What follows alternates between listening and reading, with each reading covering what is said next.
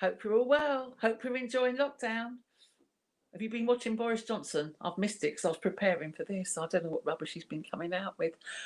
Um, so let me go through my usual spiel. But I've lost what I wrote, so I'm going to have to do it out of my head. So if you've done this art class before, you know what to expect. I'm going to have a model. You can draw them. I'll be chatting them, asking questions. If you want to ask questions, you're very welcome. You just tap them in the comments, and then Dan, who's backstage, will put them up. So draw if you can. But I'd like it if you do draw. But because most people say, "Oh, I can't draw, I can't draw." But do you know what? You probably can. You'll really surprise yourself. You might be a hidden Picasso. And this one opportunity of you trusting yourself, you might suddenly go, "Oh, I love drawing." Hi, Annette Bailey. Hi. Hi, Karen. He's looking very nice, I have to say, the model. So that's really what goes on. Then at the end of the show, if you could take a photo of your painting with your phone and send it by Facebook Messenger to Isolation Station Hastings, and then we make a little gallery probably tomorrow, and we put all the pictures up. And to be honest, lots of people who don't even ever come to the art class just like looking at them. So make an effort and do a nice drawing, all right? Well, I've been doing a lot of drawing myself this week because I haven't done any for ages, I have to admit. I have to get in the mood, but I've had a lovely time. I'm doing some fashion drawings, which are they're going to be auctioned, I think, later in the year. So I don't suppose you want to buy them, but if you did, I'll let you know.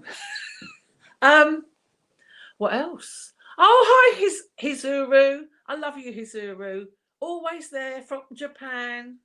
Must be in the morning in Japan, I guess. Is it? Tomorrow morning? Yeah, probably. I get confused with the times. Anyway, so with no further ado, I'd like to introduce this week's guest. Let me tell you before, it's Joseph Harwood, and he is a boy, but sometimes dressed as a girl. So if you want to call him he, she, or they, he's not fussed on such matters, all right? Well, I hope he's not, now I've said that. But anyway, for your entertainment, looking very lovely in a blue, with his blue hair, is Joseph Harwood. Hi. Hello. Hello. Are you all right? You're going to be so lovely to draw for everyone. Hopefully it'll be fab.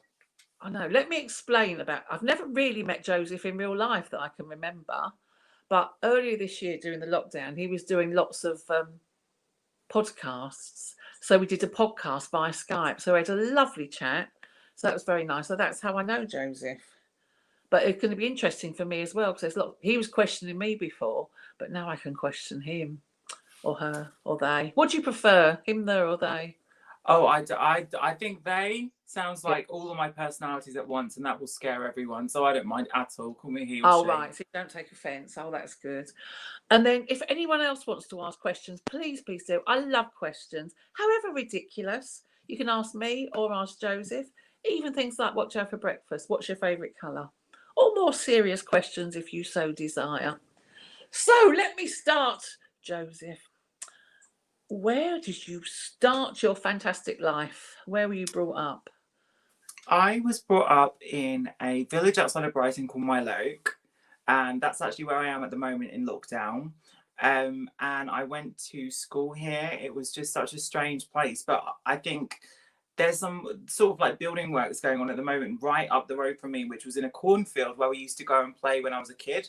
And my grandma used to take us there, and we used to do foraging for wildflowers, and she taught me all about how to spot different things in nature. And I think when I saw that cornfield was going to be built into a set of flats, I went, okay, I've got to come here and I've got to document everything.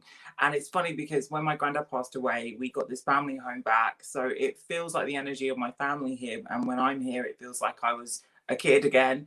But yeah, it was amazing to grow up here. And I kind of feel like I was in a bubble because my grandma was a bit crazy like me. And she would like go to the school, but she would drive there in like a children's like go-kart and then let us drive home in them and things. So you had a bit of an eccentric upbringing then. I did. And then they were also very religious. So my nan was part of the Salvation Army and we used to go all the time to the church. Like Lou Mowry. Yeah. And then my granddad thought the Salvation Army wasn't strict enough. So he went to the evangelical church, and we lived in a church for some time. And yeah, I had the juxtaposition between that, and then on my dad's side, my grandma was very, very witchy and spiritual. Yeah. So I would come back with books about witches this house, and I'd be like, don't you bring that in my house. So I have So both. the house at the moment. Pardon? Who's at the house at the moment besides So you? it's me, my mum, and her partner, who is from Nigeria. Yeah. Oh, so none of your brothers or sisters are there, or the? No, I've got one younger sister, and she has my beautiful niece, and she's with my brother-in-law just about 10 minutes up the road that way. Oh, And good. yes, at one point we were all here together, and it's a very small house. It was a bit like a pressure cooker, but it was just the right thing to do, I think, when this pandemic was happening, because everyone needed to kind of be around each other for the first time. And I think I lived in this ridiculous apartment that was almost like a gilded cage for about a year. Well, I was there for 3 years, but for the last year of it, I felt very compressed there. And my partner's house, he kind of wanted to rent that house out. So I was kind of in between like 3 or 2 places, just trying to figure out where is best to go. And I always think, go back to your family. Oh, oh, that's nice. I love people who love their families. I always get upset when people are estranged. Me too. Me Yeah. too. I was talking to a very like a more mature trans woman, and she transitioned in the 70s, and she said it was really difficult because my mum was really kind to me, and when I found out other people's mums weren't kind to me, I brought her to the group, and she was like the mother group of all the people, and I thought that's so lovely, and I think that I'm like that. I'm like best friends with my mum. Oh, good. Oh, I can't say I'm best with my mum, but I'm not friends with her. But she's ever so old now. Yeah, but I think younger people now, in my generation, we were never kind of best friends with our parents. I mean, when I was a teenager, I wouldn't dream of going out with my family. If I was walking down the street with my mum, I'd pretend I wasn't with her. But nowadays, I think young people are much because perhaps their parents are more modern because they're younger. But Hmm. people I know who've got children, they're always really, really good friends with their children, and they go to parties together and go out together. But that wasn't really a thing when I was a child. You know, your parents were the enemy. I understand that to some degree. I think my mum, though, she's like crazier than me. It gets Yeah, progressively less great. I'm the sensible one in my family, believe it or not. yeah. So I'm like, I gather everyone together and sort everything out sometimes, but we take turns. We look But I after each must other. say, when I spoke to you that time before, and I never met you, it struck me that you were a very sensible person. I try to be because I grew up in a very modest home. I grew up in a one-bedroom basement flat, and I have been able to turn my own life around by working really hard. And I was always instilled with a really strong work ethic. And I Yeah, think I think a lot of my friends have always been really motivated by getting attention or the social media fame that you can now create. I guess it was similar with the club night scene. You could almost be a yeah, celebrity from notoriety. I've never been motivated by that because I was almost embarrassed that everyone in my family was always getting attention all the time. yeah. So I wanted just to get stability. I just wanted stability. And when I got stability, I was like, okay, now I can chill out. Oh, I love that. Now I read somewhere.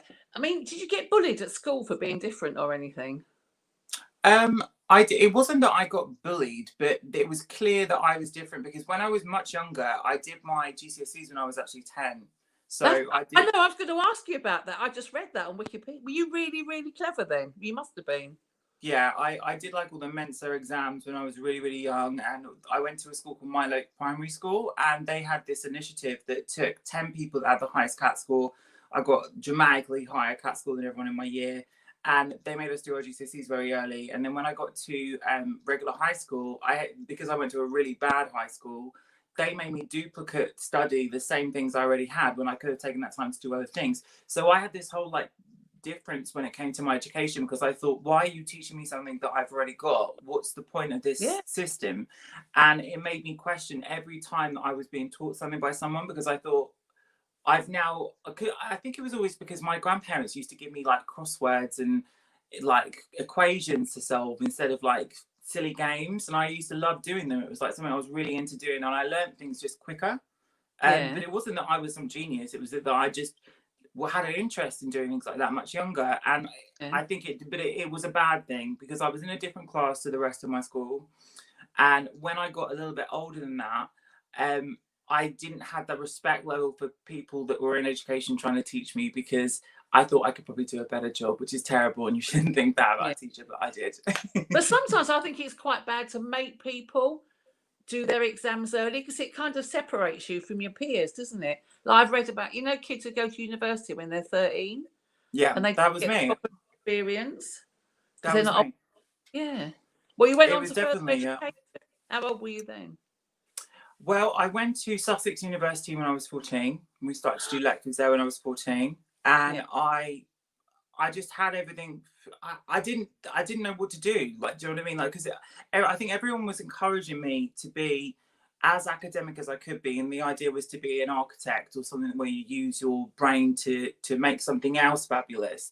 But I was really inspired by things like video games, because my Yeah. time off where I could explore a world that wasn't as boring as mine was in these video games. And I always thought it was the first time I saw people that were androgynous, because the way that they mask the faces in video games is often a mix between male and female.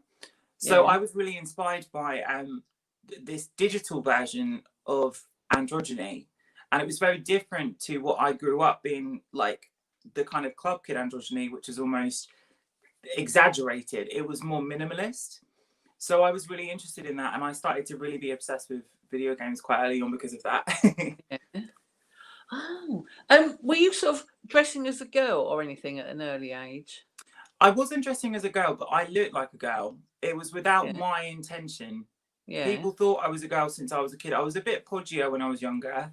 And Yeah. then when I grew up and I started to go to school, I had acne, and I started to cover my face with makeup just to disguise the acne. And people couldn't distinguish my gender. I used to get it like every single day. I used to be called Miss by people. And this is when I consciously tried to look masculine. I tried to copy what the boys were doing. People would just read my energy as Miss and call me Miss. And then when I got to about 15, 16, people started to scout me as a model, and it became almost a positive thing, which I'm very lucky, because I know so many people that are in this sort of ambiguous spectrum. They grow up with more that it's a bad thing. To stand Yeah. out's a bad thing, and for me, it was a good thing. So Yeah. I'm 'Cause very you're quite grateful. tall, aren't you? Pardon? How tall are you? I know you're quite tall. 6'3". Oh God. You must make such a striking figure then. I'm quite, and I've got broad shoulders. I don't try and look like a minute person. I'm a bit like Yeah. a beast. Because I read in Wikipedia, I don't know if it's true, you had something wrong with your chromosomes that made you a bit more female. Is that the case? Yeah, and I didn't know this until much later. I Yeah, that's mean, what I I was going to think, ask you when you found out.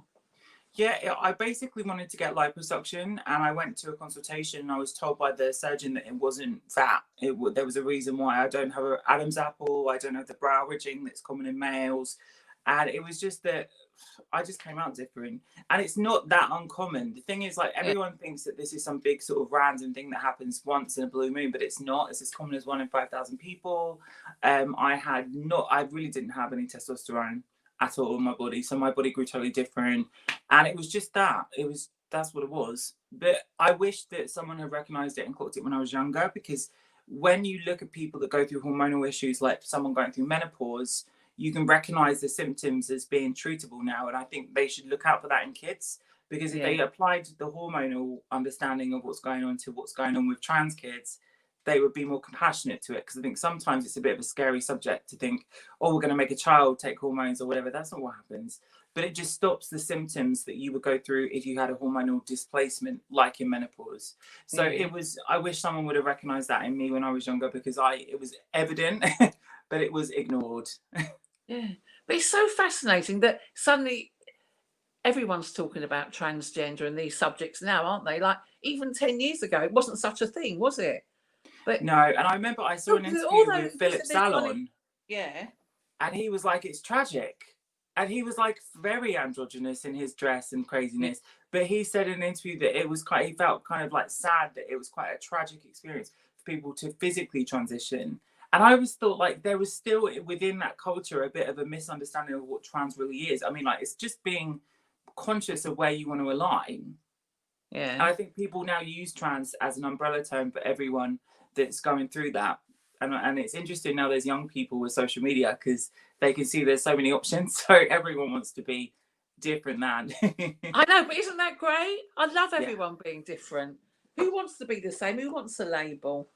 Exactly. You I do know, get confused though with the idea of non-binary, because sometimes I feel that some people that are actually going through a healthy experience of life, and they can actually go through every day without these side effects of having a hormonal issue or gender dysphoria, they sometimes identify under trans umbrellas and are invited into roles that are for trans people, like for Trans Awareness Week, or if yeah, someone's giving a platform to a trans person. And I feel sometimes it's a bit unfair for someone that's not going through that medical side of it to take that spot away from someone that is, because yeah. we can share that space, but there's not enough focus on actually what's going on. Like every time there's an interview with a trans person, do they ever speak about like medical stuff? It's never spoken about, and, no, and the regular person never understands it. And I think that sometimes we need to be more strategic with how this is coming across, because it's not building compassion and empathy for people. People are fearful that they're being enforced in some way to be in a body that's surgically different and things like that. And it's just gone a bit left of what I think should have happened. Yeah. But you grow a beard and everything, don't you? I do, but no, I didn't. And when it did Oh. come through, it was horrifying. How old were you when it suddenly started growing? 23. Oh no! And it was really horrifying, because I used to do makeup videos every single day without an issue. And as soon Yeah, as it stopped my workflow, it freaked me out, because it was like my stability was from my work, and I couldn't shave my face and the next day wake up and have smooth skin. It would look really, really sore. And the way that because we just done my DNA test through lockdown, I found out my ancestry, and I've got more similar hair in my face to Asian hair. yeah, So it's, I think I've got this thing called folliculitis. So if I shave my face, it gets really irritated because it curls, and yeah, it's really difficult to remove. I've been through 3.5 years of constant laser hair removal. You have to get it once a month, and yeah, it's been so unsuccessful. I've still got a beard coming through, and I think when it came through, I thought, oh my god, now it's a time I can actually look like a boy for the first time, and I thought it would be an opportunity. But I yeah. found myself really, really sad, because it wasn't what I was used to or what I thought it It would must have be. been weird suddenly popping out. It was it was just uncontrollable. I didn't like that cruise control. You were suddenly a hipster with a beard to your knees. It was her, and my hair grows like bamboo.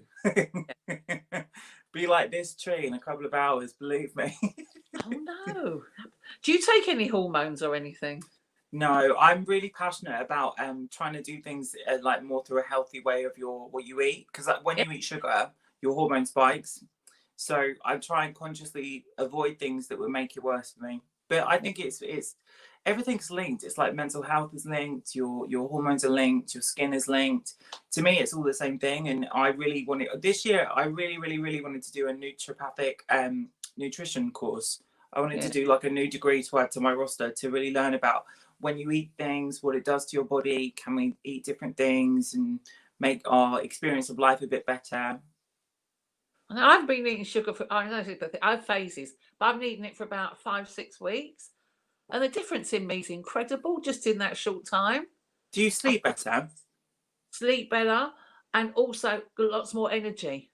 Yeah, So much. that's right. So I've got to think about this and give it up forever. But once in a blue moon, you can have a bit of chocolate, just once. Yeah, I don't think people should be like told off. Like I've never eaten meat before, but I think that my family eat meat, and I think it's fine. But just be aware of what kind of meat you're eating. If it's washed in chemicals that will do you wrong, don't have Yeah. that one. Like, yeah, So did you? You told me that you've been sort of vegan your whole childhood and vegetarian. yeah. Did you I try was that just yourself? paranoid.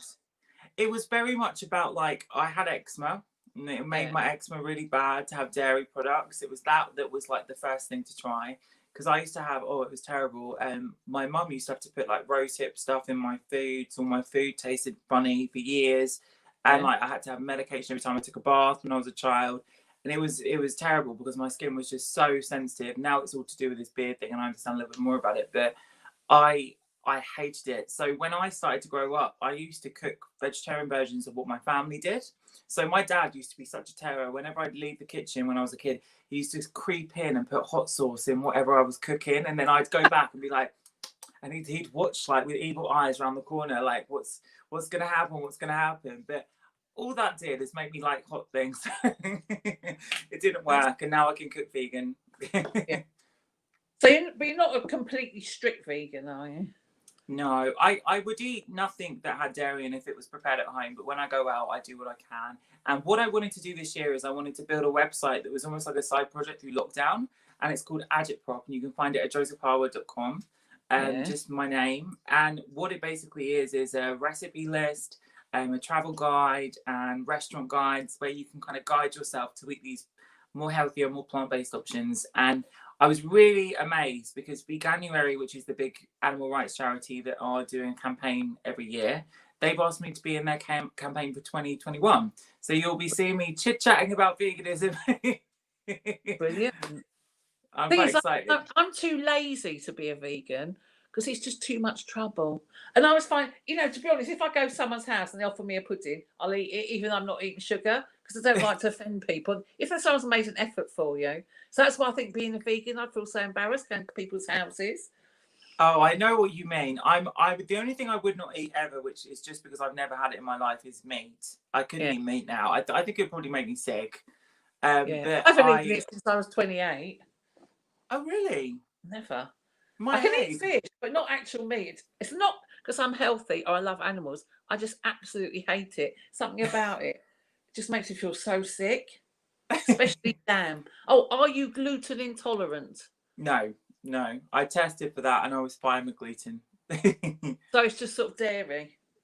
It's dairy. It's more like irritation than allergies. And I'm really not one of these people that thinks, oh, tell the world not to eat something. Obviously, when you're told not to do something, you want to do it more.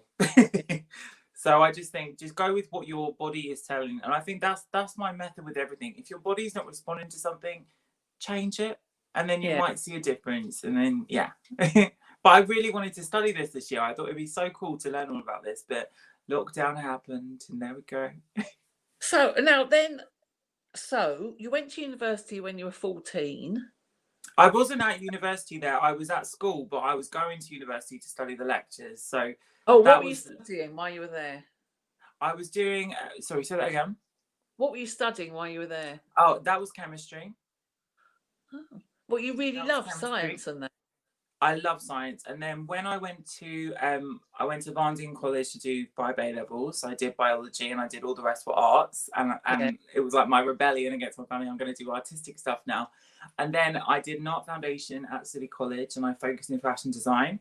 And I thought I was going to do menswear. I really thought menswear was my calling because I wanted to do like an androgynous version of what I wore, but that would fit my proportions because I'm tall and Yeah. I can't buy girls' clothes. They just don't fit my proportions. Yeah. So I thought if I could do it as menswear, and I got into CSM. But then I had this big instinct, and I was invited by he's called the Professor de Parfums, Roger Dove, and he has the perfumery in the big like department store in London. And I got this email because one of my friends had gone to his exhibit at the V&A, and she was ranting and raving about me and saying like, oh, my friend Joe is like interested in making makeup and loves doing all this stuff. And he invited me for tea. So I got this email out of the blue from someone called Clementine, which was his assistant. And it was like, please come to tea and meet Roger. He would love to meet you. He's looking for an apprentice and blah, blah, blah, blah, blah. And I was like, what? I don't know anything about perfume. I know about makeup. I don't know about perfume. So I went for tea. He was amazing. He told me loads of stories about the original Estee Lauder. Yeah. And he basically gave me a university reference. And I went to London College of Fashion, which is the only European version of a chemistry course in cosmetics. They teach you how to make makeup. And I said, I've got this reference from Roger Dove. I've made my own products with like different labs. Would you accept me? And they were like, if you could do the science. And I went, oh, please, I could do the science. I could do the science. So I got onto that course and I did my Master of Science in Cosmetic Development. And then in my first year, I ended up winning UGen, which is the big competition I won. Honestly, everyone I have on this program, on my thing, I love it that they've kind of had strange opportunities come their way. Yeah, it's bizarre. It was everything in my life is like that. It finds me. I don't look for it. I'm the same in my life as well. But that's why I loved it when we interviewed, because I was like, this is some magical thing. It's like the. No, because not everyone's got it, have they? Some people's just seem to be one misery after the other, one lot of bad luck. They're looking at the floor and we're looking at the sky. Well, it is. That's why we like with Jolly and have nice things happen to us. Right then. So you mentioned being scouted to be a model. Did they want you to be a girl model or a boy model? The first thing I ever did was for Alexander McQueen, and it was the McHugh lookbook. So when he created the McHugh line, I was approached by a lady from Days to Confuse magazine, and I was 14, turning 15. And I said, I'm not even allowed on a train on my own, so I'm going to have to find someone to come with me. It was ridiculous. I had green hair, cut like David Bowie. It was ridiculous. And my mum, I said to her, I was really nervous to tell her, I was like, I've been asked to be a model. And because no one in my family would have ever thought I was the model. They would have thought I was like the black sheep, like weirdo. But they were saying something nice about the way I looked. So I was really nervous to say to my mum. And she was like, oh my God, Alexander McQueen's a really big designer. And I wasn't really aware of fashion. So I said, would you be able to take me to my casting? And she said, yes. And I always remember it because we went on the tube and it was in Old Street and it was in like a shop in Old Street. And when we got on the tube, for some reason, she went like this and the tube went on her head. It was like a scene in Final like Destination. The whole cart of people went, thinking she was going to get her head chopped off. Obviously, we just fell on the floor laughing. She was fine, but it was just incredible. So that was my first ever casting. But did you dress in boys' clothes or girls' clothes? So I had full on makeup, but David Bowie hair, and then sort of like a punky scene kid, which was like around at the time for my age, kind of look. So I wore like a vest top over a vest top and then some skinny jeans. And it was just weird. It was just weird. I was just a weird kid. It was like one of those weird scene kids, but I had a different haircut. So yeah. And did you carry on the modelling after that? I did. I worked for 3 years, and when I was 17, I went to Tokyo, which was the first time I started to get big payments. And when I was in Takodana, I stayed there through Christmas of 2008, going to 2009. And it's always amazing to me because every time I hear that Beyonce song, Listen, she was performing at an X Factor, so it always brings me back to being in Tokyo. And I was in a ryokan, which is like a rice paper inn. And because we were on our own and there was we were all like young kids, I was like 17. The lady that owned the ryokan said, do you know what, because we don't celebrate Christmas, I'm going to treat you guys. And we were like, okay, where do you want to take us? And we go through this high street every single day, and Takodana was like the student district, so it's really popular. It's like a busy, bustling street. And she went, okay, so we're going to walk down, and then in the middle of the street was this sort of like dilapidated door that she then opened, and it was like there was like an elevator thing behind it. And then we walked in this thing, we went down, and then there was an escalator under the street. And then in this like secret mall that only Japanese people work, she went, my son's restaurant's here. He's made you a Christmas dinner. And we were like, what the hell is going on? We're like in a movie. This is like a movie. So I went down, we went to this son's restaurant. It was a very tiny little space that they made into a restaurant. And it was an Italian restaurant. So they made us like Brussels sprout tagliatelle. Oh, bless them. It was so cute. And it was just lovely. And it was bizarre. They had like turkey and cranberry, carbonara, and like weird like mixes because they made an effort to make it festive for us. It was so cute. Oh, how lovely. But yes, and then after that, I was like, no, I can't be a model. And the people I was working out there with were like, Joe, you're going to find this too hard because you've got a unique look and you look too feminine. They're not going to book you, which they weren't in UK. And they said, be a makeup artist because you're better than the makeup artist. And that's what I did. I came back to England and I started to look for makeup work. And did you be a successful makeup artist? The first job I ever did, the professional first job I ever got was assisting Terry Barber, who's the MAC Genius creative director. The MAC store in Brighton invited me to come along and assist their class. So they believed in me enough. And I kept trying to get a job in retail and it never happened. They were like, you're too out there. You're not going to be a good retail person. I was like, I don't know why. And then I eventually started to get a lot of traction online, and I used YouTube very, very early on, before it was even monetized, and no one was on YouTube.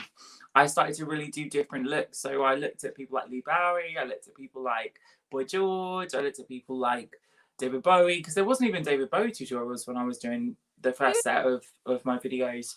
And I began to really try and put like Grace Jones videos out there and all these kind of like crazy looks from Vamp, or like, I don't know, like Boy George when he went to India and the blue face, and Yeah. Nina Hug. And I really wanted to put like the people that I was inspired by on the internet. Mm. And the guy at the time who was doing RuPaul's makeup, Matthew Anderson, he followed all my work, and I've been obsessed with him and Zaldi, and I have pictures of on my wall. And Yeah. when I started to do the contour, because my nose isn't straight, so I wanted to make my nose look straight, and it wasn't the same contour as a Kwan. I came up with this like nude type of contour, and I put the video out there, and he shared it and went, "If anyone needs to know how I do Rue's makeup, follow this beautiful creature." And it was like, ah! And then after that, everyone wanted me to do their makeup, and it was like my idol in a makeup fashion presenting I me saw to the world. a video where you made yourself look like loads of different people. Yeah. That was brilliant. That was my Have you first been thing. asked to go on Glow Up, or are you too professional? I'm not allowed to talk about that because I might Oh, be in a certain position on there. oh, is there a new series coming up? There is. Oh, good. What, you a judge? No. Oh, a guest judge? Well, I don't think I would want to be on television, because I've always said no to telly so far. But if I was going to go on telly, I would like to do something that would teach young people a little bit more about how to transform the face with gender. Yeah. Like how to make your face look without the drag contour, how to soften things and how to make things more masculine. And that's my speciality. Drag makeup. No woman wears drag makeup except Holstar, do they? No. Or Kim Kardashian nowadays, but it has got very strange. A lot of girls, cis women, have started to wear very extreme makeup, and I think they can't see what they look like in daylight, and they use their phone. A couple of years ago, I went past some club in Maidenhead, somewhere bizarre, and I thought it was a load of drag queens outside. Wasn't it? It was girls. That's so I was bizarre. joking. It's the lips now. Everyone's got fake lips, and I used to think, because they used to tease me because my lips were naturally this big, and I used to think like, oh my god, everyone's calling me the Joker for having big lips. Now, my god, people's lips are getting like very big. I know. I mean, I shouldn't really mock, because you can do what you want, but I think, why bother? It's painful. Well. Yes. Right then. Now you've done. Now I'm going to ask you about the competition you did online. I don't really understand it. To do with Simon Cowell, and you won a fantastic prize. How did that come about, and what was it? So I found out about it was called the U Generation competition, and I know loads more than I knew when I was going through this. But basically, they wanted to do the first version of America's Got Talent online. So there are certain things that you can't do on a stage. For example, if you're a comedian and you're in the same shot, so if someone's editing themselves, talking to themselves, you can't necessarily do that on a live stage. So they divided it into 12 categories that were spaced out over a year. And one of the categories was makeup. And the reason why I knew about it is because there were these fantastic bloggers in the UK called Pixie Woo. And they were the big girl bloggers that did all the huge campaigns and things from that generation. And they had an interview with Simon Cowell. And Simon said, I'm looking to find the best makeup artist from this generation. And from that, they were like, Joe, you've got to apply. And what they did is they brought in different celebrities from Kylie Minogue to One Direction. And there's a very popular clip of the band Little Mix who did the accent challenge, and it went wrong. And one of the girls she tried to do a Caribbean accent and it went viral. That was like the after show of the contest. And people have probably seen that more than they've seen the contest, because I ended up competing with a gender transformation. So I started off looking like a boy and I transformed looking like a girl. And Pixie Woo were the judge, not Simon Cowell. So they judged me as the contest winner. So out of all of the categories of contest, there was comedians, singers, boy band, girl band, arts online, comedians online, puppetry online. I was the one that won the entire contest. Fantastic. So it was a very strange thing that happened, because before the contest was over, I got an email from Sony and it said, you are actually the grand prize winner. You're going to get the 6-figure cash prize, blah, blah, blah, blah, blah. But it was before they'd even announced the last category winner. So I was like, well, how can they not include that last person? It almost sounded like they wanted the makeup person to win. They had to have the makeup person to win, which is why Simon did the interview at the start. And when I won, they shut down my whole thing. I had a new campaign, like a weekly campaign with Now magazine, where I was going to be transforming celebrities into different like icons. Like I wanted to do Lauren Harris as Marilyn Monroe and things, and I booked all I these bet this she'd stuff love in. that. I will do her one day, I think. Yeah. But they basically said congrats to Joseph Harwood on Twitter, and then the whole contest was taken down. All the footage, there was almost 100 million views on the whole thing. They took it all down. And then when I tried to go and do this audition thing, there was like the same production company wanted me to do a judging role on a makeover show they were pitching. Yeah. And when I went through the network interview, they actually presented me as this sort of eccentric character that wasn't fit to go on the telly. And I recorded the whole thing, so I've got the file. But they didn't talk about it, and they wouldn't let me kind of get my platform back until 2018. And 2018, Fast Company, the big business magazine, did an interview and covered the whole thing, because it was like, why? I don't think they realized that I had more at my disposal than just doing the YouTube stuff. They thought I would just fade away, which instead I went with it and kept on going. Yeah. But it was a bit disappointing, because I think I'm more of a talker than I think people realised, and I can articulate things that I need to say. You can really well, yeah. So they missed an opportunity there, but I'm glad that I wasn't tied into a contract with Psycho, because they're not someone that I would necessarily want to do business with now. I know a little bit more. No, it does seem a bit tricky.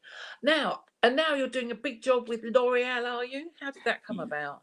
I did. So last year, we were working on a project since 2017, which was a makeup line called Jessica Black. Jessica Blackler, that is her name. She grew up watching my tutorials, and she comes from Wales, and she had this whole safe space where she gave trans women makeovers. So she was using my tutorials that were focusing on trans issues as a sort of blueprint to do their makeup. And when she approached me, she was like, oh, Joe, you're the person that I've learned this stuff from. Please be involved as a model, and please be the face. And I was like, well, I'm not going to be the face because it's my idea. So I'll come on board with you as a partner, but I'm not going to be some spokesmodel and then someone outside the community will get the proceeds. So we came to a conclusion of we will combine ideas. And I said, well, let me be creative director and I'll come on board and we can do a podcast together. We can do all these products. So I started to work on the redesign of their first product, which was a concealer with a beard covering. So it's got a pink tone that will cover a blue, and it's got a concealer that will just match your skin. So we began to extend the shade range because they had a very small budget at first. And then we started to work on the second product, which was a concealer. So all of that softening effect I was talking about with makeup. I put a shady colour, which is almost like a green tone within a brown, not like a tan.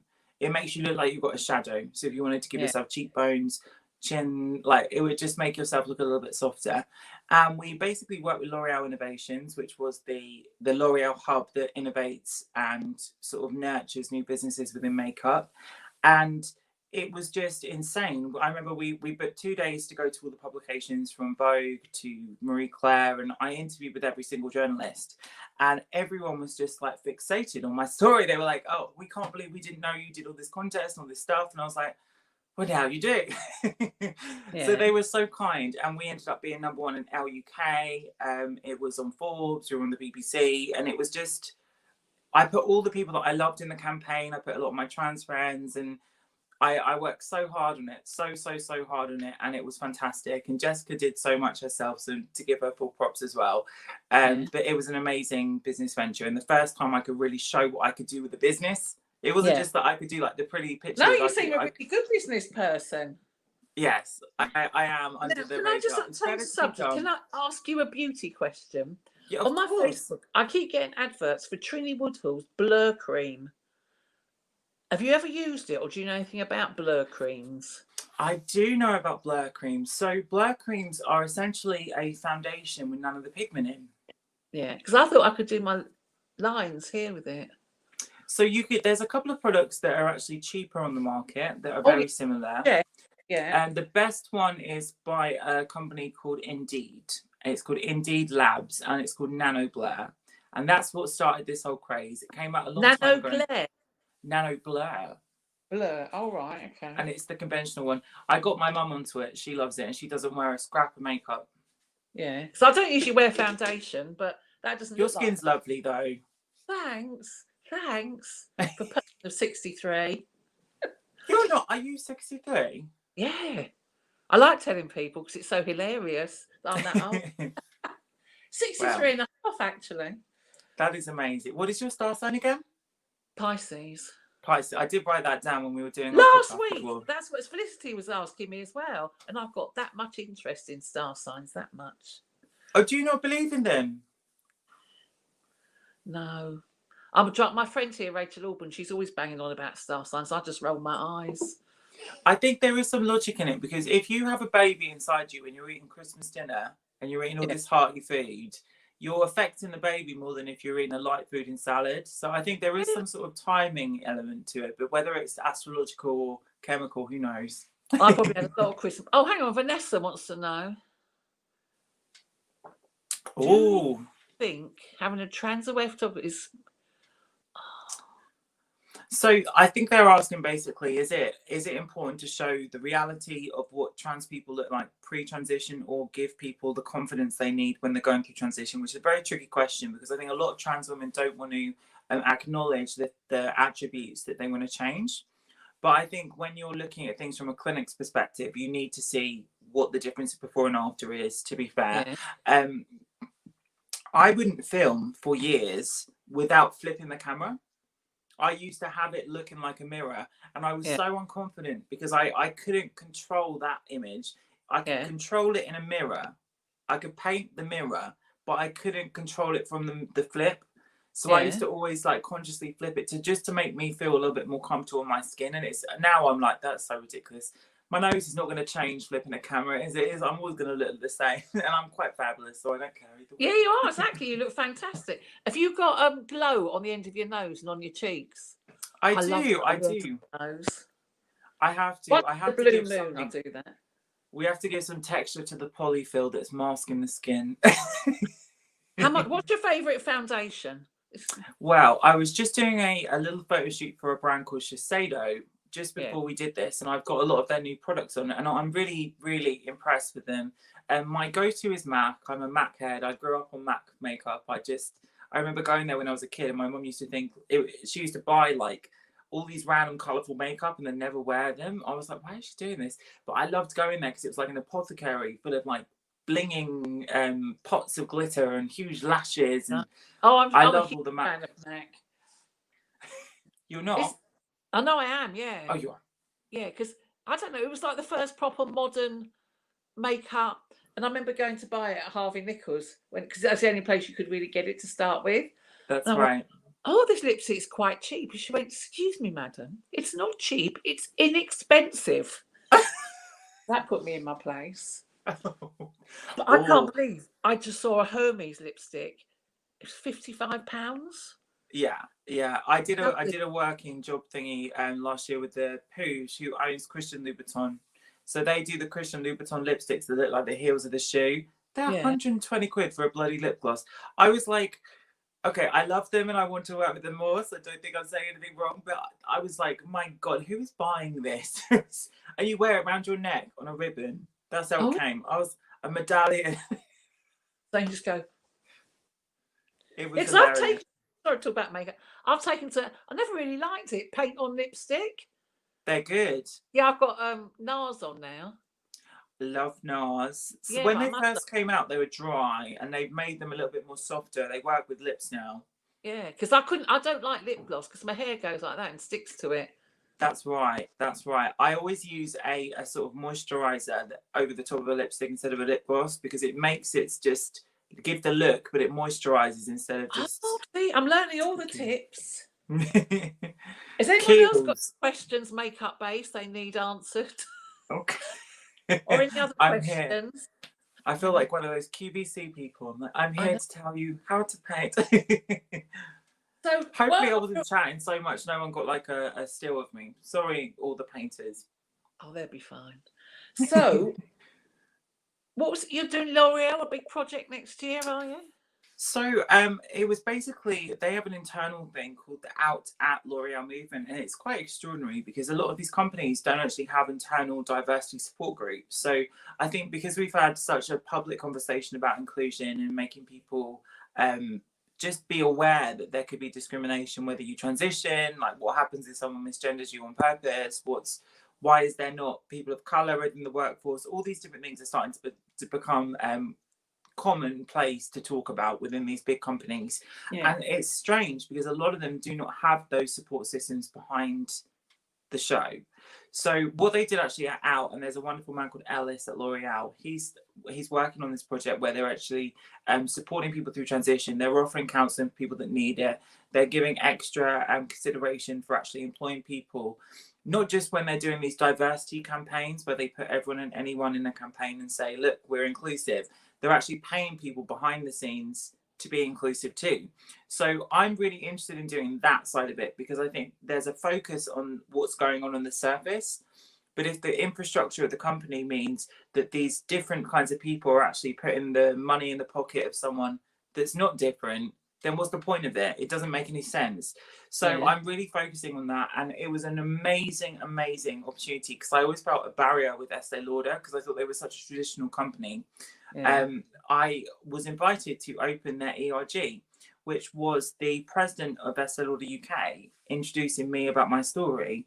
And it was all the vice presidents, and we did it through Zoom because we can't be there in person at the moment. But it was like, wow, how did that happen? How did it happen? I'm like, how did that happen? Apparently what I do is actually quite good. So I'm happy. I'm not surprised. No, it's so, and I love your work ethic because it is so lovely that if you do something and you're proud of it, it's really nice. It's so, so that's why, I used to work in a job centre. You are legendary. Yes, dull office girl. But I used to think these people are just every day just doing nothing and just do something, one little thing. It's just because it just makes you feel good that you've achieved something. Like during this lockdown, trying to do something I'm proud of every day. Just one little thing that I've achieved instead of just lying around watching telly. That's so true, and I think dancing some bowls. Yeah, I think people put value on things that are they consider it pointless to create things that aren't immediately making money. But I didn't create things to make money. I created things because I wanted to be creative, and now 10 years later, those videos that I wasn't getting paid for have defined what I do as a job now. You never know. You never know. Oh, here we are. Advice. What would you suggest? Oh, mascara's black and brown for sparse, thin, straight lashes, non-clumpy would be a bonus. So my go-to mascara is the Max Factor 2000 calories, and I like it in brown and black, depending on how dramatic. Obviously, you can see I've got falsies on today, but I tend to go with that one because it's smudge-proof. It's not waterproof, but you can get it in waterproof. But some people find it very difficult because the brush is fat. And I think the problem with a lot of mascaras is people do not know how to use the brushes. So they're always going at it with this like sort of wiggly movement. All you really need to do is put it against your lash and go blink into it. You don't need to do the hand movement. It's the hand movement that gets it on your eyelid. Just blink into it. Or what you can now buy, because makeup artistry is so popular, is you can get little mini mascara ones. You throw them away. They're like Q-tips. You dip them in, they're tiny, fiddle along and you'll be good. But if your lashes are straight, use a curler, but heat it up before you curl. Use a hairdryer on it. Yeah. Oh, because I don't go on very well with mascara. I hardly ever wear it. My mum hates it. She's joking to me. She's like, Joe, you've got these huge cow lashes and I've got these stubby lashes. Whatever I do, I get it on my eyelids and I'm like, just let me do it. Oh, she's very... Do you do her up nice every now and then? She doesn't like wearing makeup. I put her in this full glam and she's like, take it off, it looks horrible, take it off. What about your sister? Do you do her makeup? I do. I like doing her makeup, and she was meant to be getting married this year, and I was going to be doing her makeup for her wedding, and we did a few trials, and it was getting like really exciting. But she's actually more like my mum. She wouldn't wear makeup every day. Oh, yeah. I wouldn't really leave the house without lipstick. I might, not put much else on. Are you do you like a pink lipstick? Oh, red. You're a red classic. Yeah, I've got loads, so many. I can't decide on my favourite. Ruby Woo's always very popular. I was just about to say you're a Ruby Woo lady, I can tell. Yeah, I've got NARS on at the moment, but that paint on one. I had something in my mind and now it's skipped out of it. Was it beauty? Probably, yeah, more beauty advice. Oh, here we are. Oh, Maggie's always talking about her mascara. It's a worry to her. Do you have any advice for makeup for makeup on the old eye? Can we do false lashes, or is it tragic?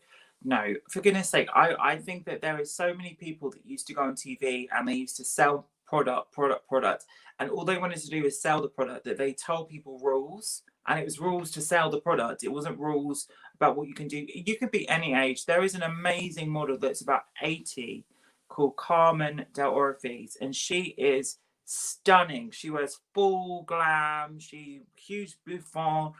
Do whatever makes you feel comfortable. But I would say, if you are wary about creasing, there are products now on the market which we just spoke about, the blur creams, that stop creases. So there are things like the paint pots by MAC, using things that are more they grip to the skin. So they're not things that smudge. So there are things like you could use a liquid lipstick and you could smudge it on the back of your hand and then pat, pat, pat, pat, pat. It will grip to your eye. You can probably see when I look up, my lids touch the back of my eye. So if I put anything powdery on my lids, it would immediately go up and hit the back of my eye, and all over there would be powdery. I can't use them. So what I use is the waterproof creams, or I use a liquid lipstick as a base, and it just stops it transferring. So that would be my advice. And if you want big lashes, go for it. Oh, I love this bit, the makeup tips. It's my favourite. Yeah, last lockdown, for some unknown reason, I ordered 20 pairs of false eyelashes. Do you find it hard to put them on? So hard. Are you going to give us tips on that? Cut them in half. Put them on bit by bit. Oh, does that make a difference? It does, because you've got a smaller space to glue on. It's when you glue one side and this side goes. Yeah. There are, Maggie. That's it. We can put our false eyelashes on together. Chop them up. And at the very end of it, if you've got a good glue, use your eyelash colours to squeeze them on even more. Yeah. What about those magnetic ones I've seen advertised? Silly. I know, that's what I thought. Silly. Anyone else? Oh yeah, Maggie's nodding at the screen. Oh, hey Maggie. Maggie, I'm reading your book at the moment. I've almost finished it. Just thought I'd tell her that. Do you ever invite it into schools? You're everything questioning kids' needs. It's so true. Oh, I've always wanted to do that, but I kind of took a couple of years just to figure out my life and just focus on things I needed to do. I'm at the stage now where I'd love to do that. I think I'd love to be around you. I love kids. I love kids. I know. So we've got loads of pictures of your lovely niece. Oh, she does. She got in trouble earlier. I had to tell her off over the phone. She kicked mummy in the face. Oh no! How old is she? She's just about to be 3, so she's like, yeah, but she's very tall. She fits like 5 to 6 pajamas and clothing. So I was like, Leica, you do not do that to mummy. But she listens to me because I'm Jojo. Oh yeah. What do you think of Alexis Stone's work and his model that he has made? Who's Alexis? Who knows?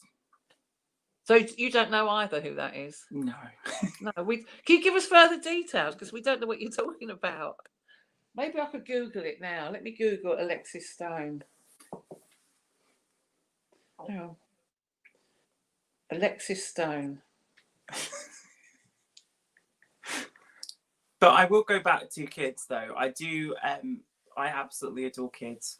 I would love to go into schools, and I'd love to have children. But Sue, would you ever have? Well, you don't have children, do you? Well, no. At 63, it's a bit late now. Alexis Stone, I found out, is another makeup artist who transforms himself. Oh, different looks. Well, So you can have a look later. Maybe. He's from Manchester. He can turn himself into everyone. No, I've never had. Where did you get that idea from? I've never longed to have children or anything. It's, I like them well enough. But I think there's something wrong with me, because I don't think I've got. What's it? Look, I don't like responsibility. So I wouldn't like a pet. I wouldn't like a child, because it's just like you're responsible for them. That's true. It's difficult. Yeah, I mean, I'm happy with other people's children, but I just don't happen to never want any myself. Yes, I want kids. I'd love to have kids, but I don't have a time frame that's coming up that I could potentially talk about that option. So I don't You've got know. a partner, haven't you? Does he I live in do. France or does he live in here? He's actually from Brighton, Yeah. and we were in Brighton, but there was this big renovation project that he had in mind, and he went to France to start it, and they went into the lockdown before us. So what could we do? So it was a bit of it was like a very like strange period for me because I was not involved as much as I think I should have been in the Yeah. house development there, and I'm really into creating things together. Yeah. So it was a bit stressful just because I felt like I wasn't pulling my weight. But he's doing amazingly. He's there at the moment. Yeah, it's strange, but that's what we're all going through at the moment, isn't it? Yes, I've got to do all weird things. Mm. Oh, we're almost only got another few minutes. So send your drawings in. Any other final questions? But I just want to say, Joseph, I've enjoyed this so much. You're such a positive person. Oh, And thank you. I've had fun too. I know, and you don't. I know I shouldn't say this, but you know, some people go on and on and on. I'm being picked on. I'm different. My life's not easy. But you don't seem to be like that. You just accept what you are and you're happy with it and use it to your advantage. I do. I try. I think that everyone should do that, though. I know. It You should have be to like sort of, how it should be taught. I know. But I can see more and more genders, more and more genders kind of becoming. Yeah, yeah. I think it's interesting though as well with gender because I think when people look at different cultures, like there's always been this sort of like grey area where people are I fitting in. That's know. what the All around the shamans world. are. The Hijra of India, it's like in Indonesia they had 5 genders traditionally for years, and even when you look at if the language Yoruba, which is obviously indigenous to many African countries, there was words that were positive for trans people. So it's not like a new thing. It's just that people are rediscovering it in a positive light. It's not something to be scared of. But actually, on that subject, there is this new book that I've been really interested in because my friend's been talking about the same thing for years. I just think it's going to make people aware of it because it was on Oprah's book club recently, and she obviously gets onto all the new things when they happen. But it's called Caste, and it talks about it's about Isabel Wilkinson, and it talks about how social hierarchy forms. So it's not just a case of white people at the top and then everyone else below, or straight people at the top and everyone else below. It's to do with like how to keep like the royal family pure, how to make people at the bottom scared, and it applies to so many different types and walks of life. And I think that it's going to actually change the conversation because I think at the moment we're focusing on the words, we're not focusing on the experiences, and that's going to hopefully introduce this year into a lot of people's consciousness, and we might start talking about it in more that way. I have to say, have you watched The Crown? I adore The Crown. I've been watching it like since the new one came out. The royal family look like the most ridiculous thing ever. You think, why on earth have we got this royal family? I mean, I'm quite fond of them. They're entertainment. But the way they live and they behave, it's just, I know The Crown's not 100% true, but it's just but you have to curtsy to your mother and things like that. It was crazy because my partner's descended from Frederick Leighton, they've got like a big museum in London that's the Leighton House in Holland Park. The Leighton House, which is owned by the Kensington Trust. So he's Mark Leighton. So his sister, Frederick's sister, is my mum-in-law's ancestry, basically. But when we went there and they were giving us the background about all the Queen Victoria coming to tea, and I was like, because he was made a baron, which is why I jokingly called him the Baron, which caught on when I first met him. So I was like, oh, you're a real Baron. Oh my God, I'm going to call you the Baron. And we made it into a business. So our business is called Team Baron. You got to make light of these crazy things, can't you? Yeah. Oh, now, there's a picture. Oh, that's amazing. That's Vanessa who's asking you the questions. Lovely. Oh, thank you, Vanessa. Thank you. Have you got any others coming down? I think that's David Sands. You see, I'm good at recognising them now. I can tell who's who. David. But some of them don't come in till the next day. Oh, that's lovely. I love that. Duckles. He lives in Bexhill. Oh, that's lovely. You used to live in Brighton. Thank you so much, Rebecca. Oh, who's this? Oh, that's from Greece. See, we're international. That's lovely, Stella. That is so kind of you guys to have done that. Thank you. I hope I didn't speak too much nonsense and it was okay. Well, no, honestly, I've been thrilled. Oh, More thank you. England, If you dear. need me again, Sue, and when this is down, we'll go out for dinner. I know, so I'd love to meet you in real life. I Yeah, thoroughly me enjoyed too. this. Do you know what I loved most? Makeup tips. Oh, we. I think we should have a program. Phone Joseph for makeup tips because we're very popular. Everyone wanted to know. Oh. Well, so there'll Oh. be more pictures up. So we put a gallery up tomorrow. So that'll Oh, be thank you so lovely. much. It was such a pleasure and an honor to be on because you're a legend. And I told you this when we did our podcast, but I'm blessed to know you now. Oh, Vanessa's such a kind lady. I've never met her in real life, but I've met her through this. She's a doctor and she's got long grey dreadlocks, but she's so kind and helpful. She's very Oh, supportive, which is lovely. amazing. So you've got another meeting in a minute, haven't you? I do. Quick, my message to everyone. I forgot to say next week, the guest is the Mayor of Hastings, which I think might be a little bit different to Joseph. But I think he's quite entertaining from what I've heard. I've heard he's a funny old chap. And then we're gonna have a little break for December, but we're gonna have a Christmas special.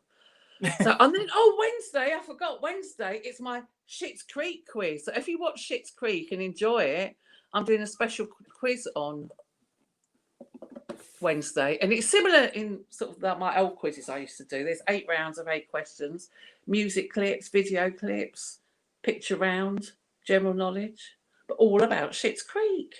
Fantastic. So thanks everyone. So hopefully see you Wednesday, if not next Monday. And thank you so much, Joseph. I've really enjoyed that so much. The time went so quick. Thank you. Oh, I know. Thank you for having me. I can't wait to meet you in real life. Me too. Lots of love. Enjoy your next meeting. And good luck with all your things you're going to do, which sounds so exciting. You too, darling. Bye. Thank you. Have a lovely evening. I will. Bye. Bye.